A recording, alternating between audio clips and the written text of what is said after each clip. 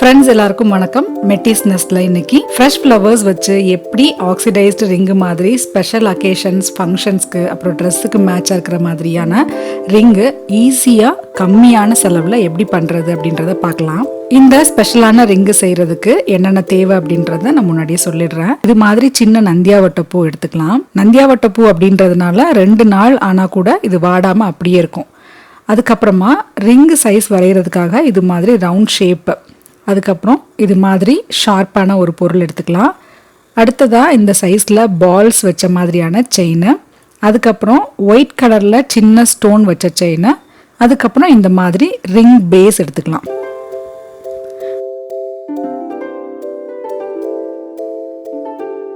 அப்புறமா இந்த சாரீக்கு மேட்சாக இருக்கிற மாதிரியான க்ரீன் கலர் அதுக்கப்புறம் ரெட் கலர் ஸ்டோன் வச்ச செயின் வாங்கியிருக்கிறேன், அதையும் எடுத்துக்கலாம். அதுக்கப்புறம் கொஞ்சம் பெரிய ஒயிட் கலர் ஸ்டோன் வச்ச செயின் எடுத்துக்கலாம். அப்புறமா இந்த மாதிரி ஒயிட் கலரில் பாதி பேர்ல், அதாவது இது பார்த்தீங்க அப்படின்னா ஒரு சைடு முத்து இருக்கும், இன்னொரு சைடு பார்த்தீங்கன்னா பேஸ் மாதிரி இருக்கும். அதாவது ஒட்டினீங்க அப்படின்னா நல்லா ஸ்டிக் ஆகிக்கிறோம், அந்த மாதிரி இருக்கும். அதுக்கப்புறம் இந்த மாதிரி கொஞ்சமாக திக்கான அட்டை எடுத்துக்கலாம். அதுக்கப்புறமா ஃபெவிக்ரைல். இந்த ஃபெவிக்ரைல் எதுக்கு அப்படின்னா இது மாதிரி நம்ம ஸ்டோன்ஸ் இது மாதிரிலாம் ஒட்டுறதுக்கு இது ரொம்பவே பெஸ்ட்டாக இருக்கும். நார்மல் கம்மு மாதிரி இல்லாமல் இது நல்லா ஸ்டிக் ஆகிக்கிறோம், அதுக்காக தான். அதுக்கப்புறம் உங்களுக்கு எந்த சைஸில் ரிங்கு வேணுமோ அந்த சைஸுக்கு வரைஞ்சிட்டு அந்த அட்டையை இது மாதிரி கட் பண்ணி எடுத்துக்கலாம்.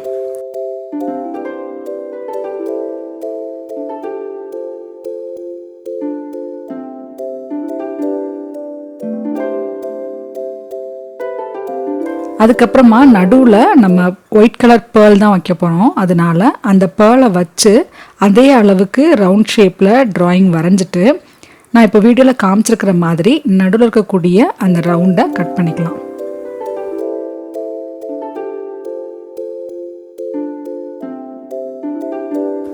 அதுக்கப்புறமா ரிங்கோட மேலே குமிழா வர்றதுக்காக இது மாதிரி பேர்லை வச்சு பார்த்துட்டு அதுக்கப்புறமா அந்த கார்னர்ஸ் எல்லாத்தையுமே பேஸ்ட் பண்ணிக்கலாம். அப்படின்னா தான் பேர்ல் வந்து அந்த ஓட்டை வழியாக கீழே விழுந்துடாமல் அந்த டாப்பில் நல்லா செட் ஆகி இருக்கும். எப்பெல்லாம் ஃபெவிக்ரைல் வச்சுட்டு ஒட்டுறீங்களோ அட்லீஸ்ட் 5 நிமிஷமாவது காய வச்சுட்டு அதுக்கப்புறமா அடுத்த ப்ராசஸ்க்கு போய்க்கோங்க. அப்போ தான் வந்து மூவ் ஆகாமல் அப்படியே நல்லா ஸ்டிக் ஆயிரும். அதுக்காக தான். அடுத்ததாக ஃபெவிக்ரைலை சுற்றி வச்சுட்டு பேர்லை இது மாதிரி மேலே வச்சு ஒட்டிடலாம்.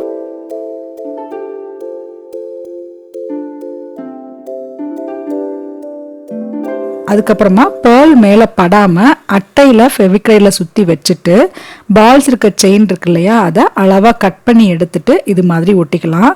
ஒட்டினதுக்கப்புறமா டூத்பிக் இருக்கு இல்லையா, அதை வச்சு நல்லா அட்ஜஸ்ட் பண்ணி விட்டுக்கலாம்.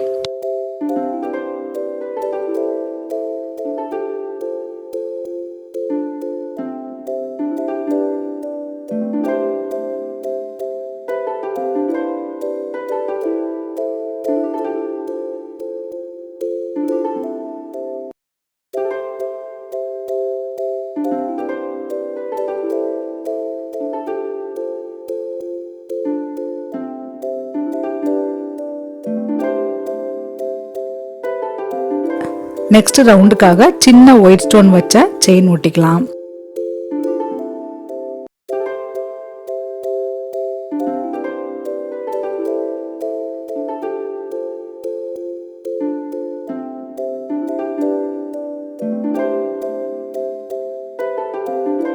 அதுக்கப்புறமா அடுத்தடுத்த ரவுண்ட்ஸுக்கு என்னென்ன பண்ணுறது அப்படின்னா நெக்ஸ்ட் ரவுண்டில் பால்ஸ் இருக்கிற மாதிரியான செயின் வச்சு ஒட்டிக்கலாம்.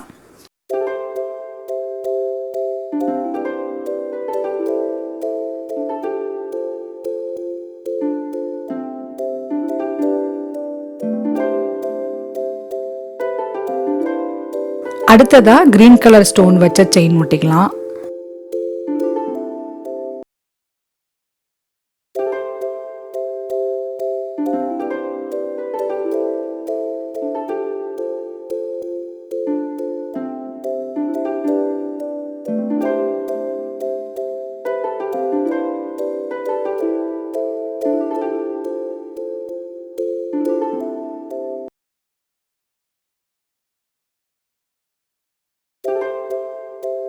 நெக்ஸ்ட் ரவுண்ட் பால்ஸ் வச்ச மாதிரியான செயின், அதுக்கப்புறமா ரெட் கலர் ஸ்டோன் வச்ச செயின்.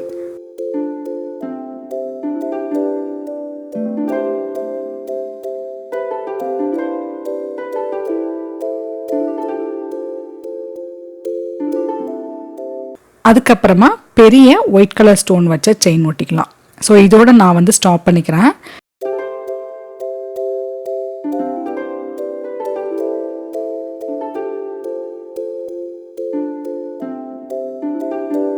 இப்போ அதுக்கு அடுத்ததா எக்ஸ்ட்ராவா இந்த அட்டை இருக்குது இல்லையா, அது எல்லாத்தையுமே சிசர் வச்சுட்டு கரெக்டான அளவில் வெட்டி எடுத்துருங்க.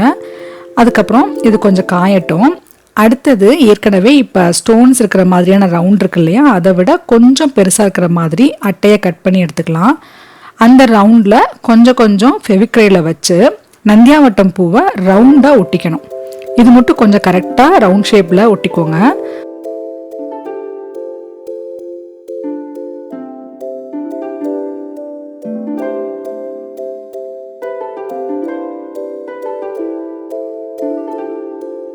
அதுக்கப்புறமா ஸ்டோன் வச்சுருக்கோம் இல்லையா, அந்த டாப் பேஸு அதை எடுத்து இந்த பூ வச்சிருக்கிற அட்டை மேலே வச்சுட்டு பூவை இது மாதிரி நல்லா அட்ஜஸ்ட் பண்ணி விட்டுக்கலாம். அப்போ தான் நல்லா ரவுண்ட் ஷேப்பாக இருக்கிற மாதிரி இருக்கும் பூ. அப்படி இல்லைன்னா கிராஸாக இருக்கிற மாதிரி ஆகிடும். அட்ஜஸ்ட் பண்ணி விட்டதுக்கு அப்புறமா பூவோட காம்புலையும் கொஞ்சமாக ஃபெவிக்ரைல் வச்சு விட்டுட்டு அதை நல்லா காய வச்சிடலாம்.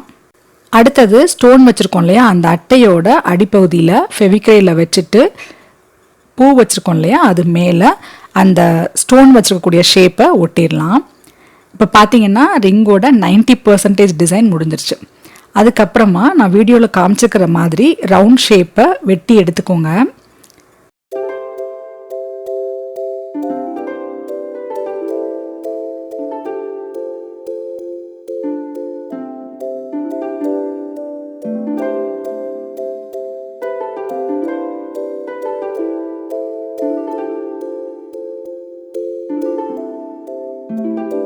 அடுத்தது நம்ம ரெடி பண்ணியிருக்கிற ஸ்டோன் பூ இருக்கு இல்லையா, அதோட பேக் சைடில் ஃபெவிக்ரைல இந்த அளவுக்கு தடவிட்டு அதோட நடு இடத்துல ரிங்கோட பேஸை வச்சிடணும். வைக்கும்போது கரெக்டாக நடுவில் இருக்கிற மாதிரி பார்த்துக்கோங்க. ஓரமாக மாறுச்சு அப்படின்னா ரிங்கை வியர் பண்ணும்போது உங்களுக்கு ரொம்ப கஷ்டமாக இருக்கிற மாதிரி இருக்கும். அதனால் நல்லா நடுவில் வச்சுட்டு அதுக்கப்புறமா வெட்டி எடுத்துருக்கோம் இல்லையா அட்டை, அதை இது மாதிரி அந்த ரிங்கோட பேஸ் உள்ளே விட்டுட்டு அந்த அட்டையையும் நல்லா கம்மோட நல்லா சேர்த்து ஒட்டிடலாம். இப்போ ரிங்கோட பேஸ் இருக்கு இல்லையா, அது அட்டையில நல்லா ஒட்டிடும்.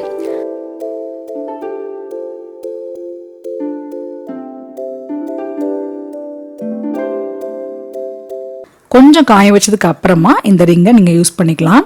நெக்ஸ்ட் டே ஃபங்க்ஷனுக்கு யூஸ் பண்ணணும் அப்படின்னா முதல் நாள் ஈவினிங்கே ரெடி பண்ணிவிட்டு ஃப்ரிட்ஜில் ஸ்டோர் பண்ணி வச்சிட்டிங்க அப்படின்னா நெக்ஸ்ட் டே மார்னிங்க்கும் யூஸ் பண்ணிக்கலாம்.